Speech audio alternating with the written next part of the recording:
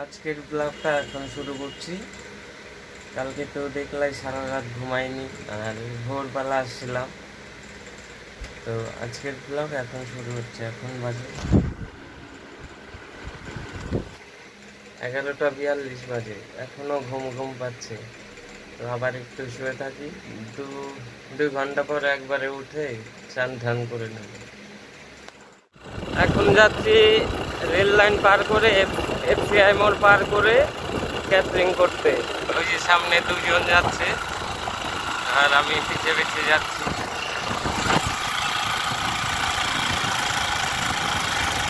বেশি হয়ে গেল মনে হয়। অন্যদিন তো হীরার সাথে থাকি, আজকে আবার হীরা অন্য জায়গায় থাকি।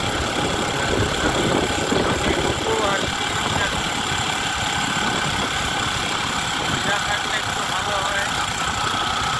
অন্য জায়গায় আমাদের দিকে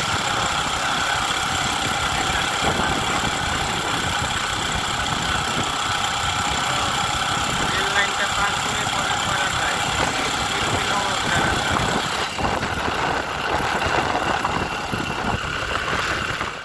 এই যে আমাদের খাবার রাখার ঘর, যা গরম ঘরটায়।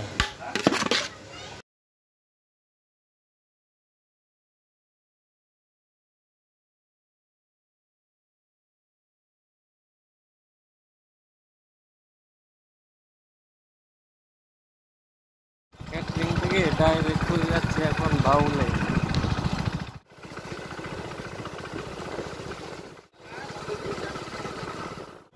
আজকে নিয়ে আসতাম ভূতকে, কিন্তু ভূতকে বাড়িতে দেখলাম না। মনে হয় ও আবার এসে বিয়ে বাড়িতে বাজনা বাজায়, তো ও মনে হয় আজকে কোনো বিয়ে বাড়িতে চলে গেছে, ওর জন্য ওকে আর পাই।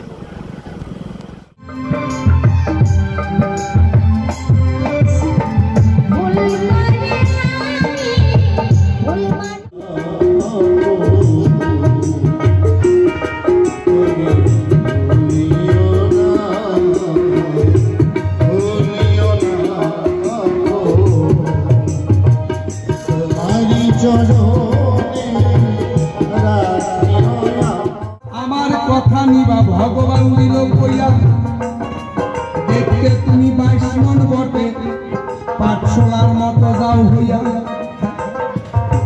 দেখতে ঠিক 22 মনের মতো বড়, কিন্তু ভগবান আদেশ করেছে আমি যোগমায়া তোমাকে জানা।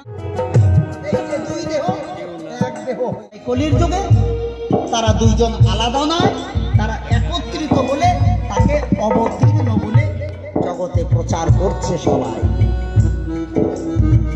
এই তো তোমার প্রথম প্রশ্নের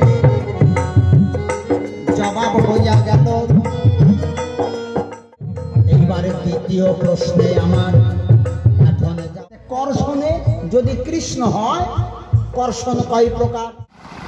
বেরোলাম এতক্ষণে, এখন বাড়ির দিকে যাচ্ছি। আর এখান থেকে আমার বাড়ি 10 মিনিট লাগবে। তারপর বাড়ি যাব, খাওয়া দাওয়া করবো, পরে ভিডিওটা এডিট করতে হবে। কালকে তো সারা রাত জাগছিলাম, কারণ ক্রিকেট খেলায় দোকান দিয়েছিলাম। আর আজকেও এমনই দেখতে পাচ্ছি, কিছুদিন রাত্রি হচ্ছে, আবার কালকেও রাত্রি হবে, কালকে আরো বেশি রাত্রি হবে। ভালো ভালো সব বাউলরা গান করবে কালকে, ওদের গান দিতে হবে, কালকেও দেরি হবে।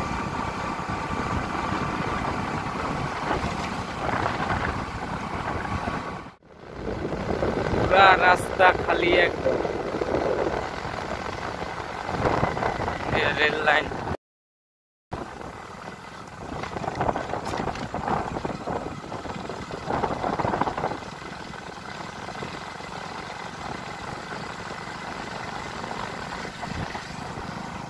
রূপাহাট থেকে ভারতওয়ারি বাইপাসটা চালু হওয়ার পর থেকে এই রাস্তা একদম ফাঁকা। আর আগে রাত্রি 2টা 3টা 4টা সারা রাত এই রাস্তায় লরির জাম থাকতো, এখন একদম এই রাস্তা ফাঁকা। এফসিআই মোড়টা কিন্তু ভালোই লাগছে, দেখো লাইটের লাইট।